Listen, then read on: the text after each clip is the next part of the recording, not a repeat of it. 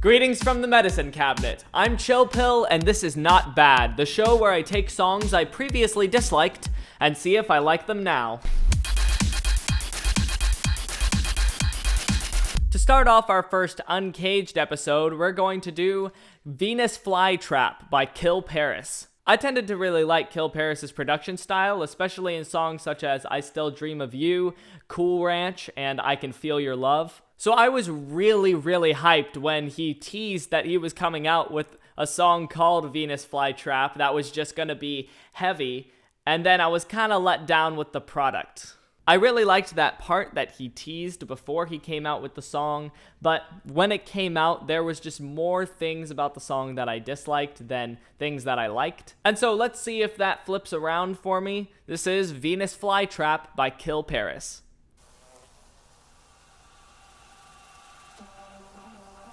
The fly. I like that. This is fun when they I think Pixel Terror might have done something like this in Amnesia where they tease the melody with it filtered in the background. I even like the high parts of this melody. We're straight into a build up, okay.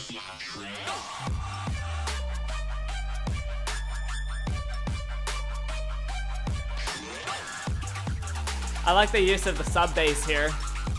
Everything else is just kind of weird, but it's alright, I guess.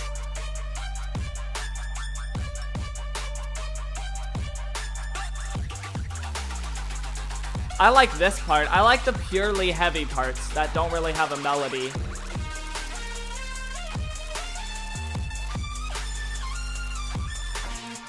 I don't know what that melody is supposed to be. It's not catchy. Yeah, that part was awkward. I like that sample though. I can tell that he had fun making this song.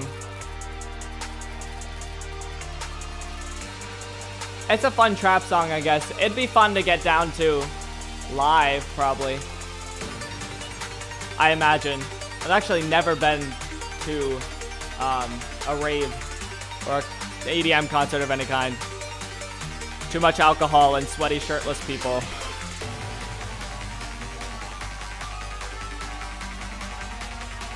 I like this build-up better than the one at the very beginning of the song. Okay, I'm glad that he dragged it out here. What was that sound? Oh, okay, I love that sound. Oh, yes!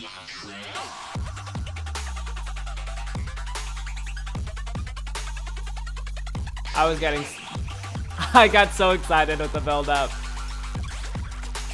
And this was the part that he teased about the song too. Oh, that's what it was. Because he goes back to the original thing.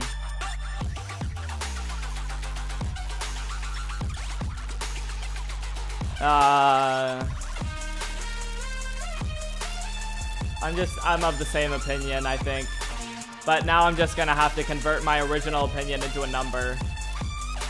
There are some cool things about this song. It has such a great build-up in the second half of the song.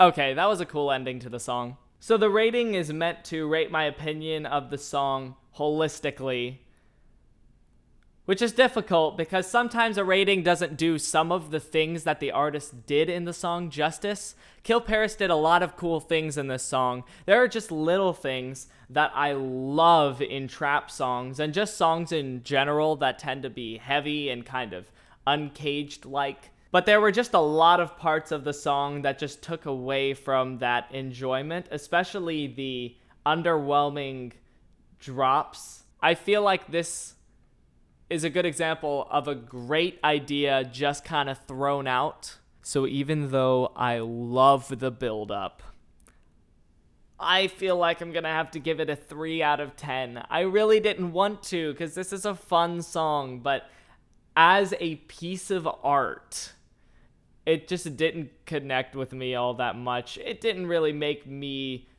feel excited most of the time in the song. Sometimes it did, most times it didn't. Next up is from a duo that I tend to actually really like, but every once in a while they throw out a miss just because they throw out so much music. They're so constantly at work making great music that sometimes their music falls flat. And this song is an example of it in my book. That's Back to Me by Pegboard Nerds. I remember this song being kind of happy hardcore, and Pegboard Nerds' hardcore tended to just fall flat with me. I didn't like Hero when I first listened to it, although I've come around to certain parts of it. I think I remember the melody just not being as catchy as Pegboard Nerds melodies tend to be, and so I just wasn't connecting with the song all that much since it was a melody-focused song. But perhaps when I listen to it, I'll see that there's more to it, and it's not just a melody-focused song, kind of like Dreaming of You was, and maybe I'll end up liking it. The cover art is fun. I love the cover art. Let's see what I think about Back to Me.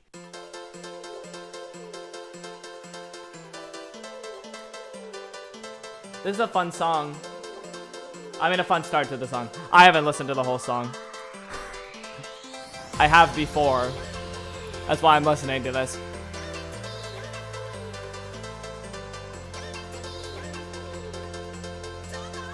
Oh, that vocal sample is fun. Kind of like a Tia Simone deal going on.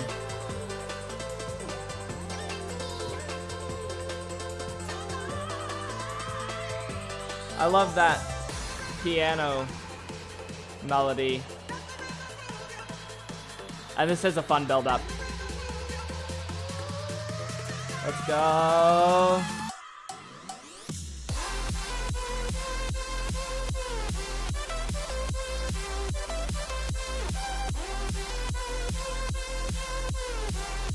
Yeah, I do feel like this is oversimplified. Like, they could do a lot more to keep the energy of the build-up going.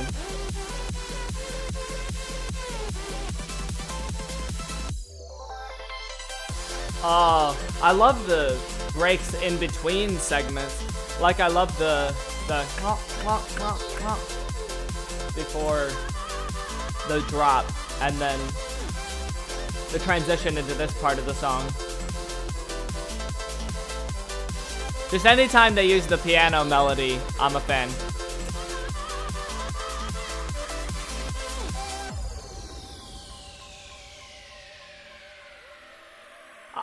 I never, knew how artists did that cool kind of noise transition. I know how they do noise transitions, but how they spice it up like that with the...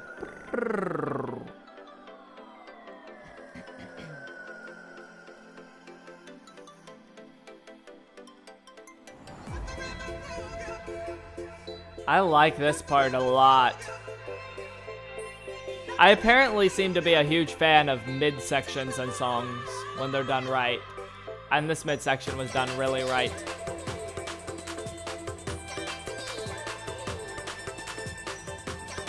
Oh, that's beautiful. Oh, I like this a lot.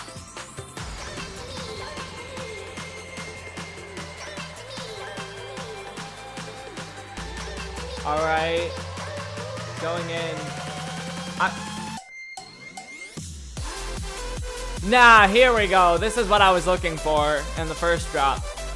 All they needed to do was add a hi-hat and change up the melody. Oh, yes. This is fun. Oh, the stuttery part.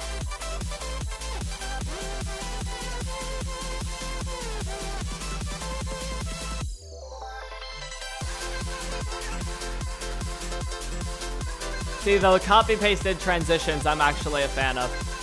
Just because I like them so much. I don't want them to be played once in the song.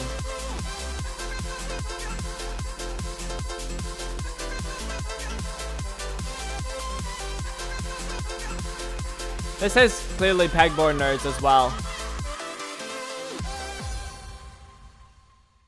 I enjoyed the song. I agree that I might not remember the melody once I start listening to more music, but overall this was a very well produced, fun track.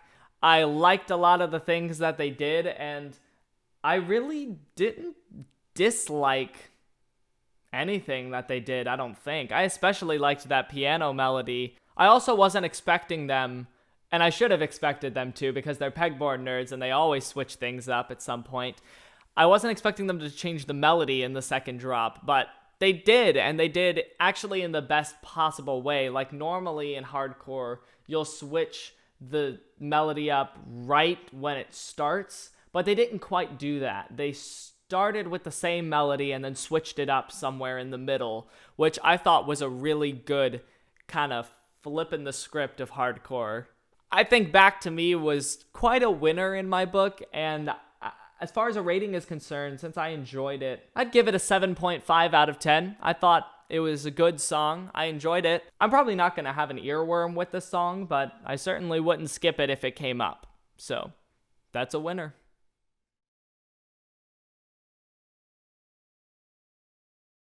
I'm going to check again to see if this was posted on Instinct, because I feel more like this is a banger. This one is one of the more radio-friendly bangers on Monstercat.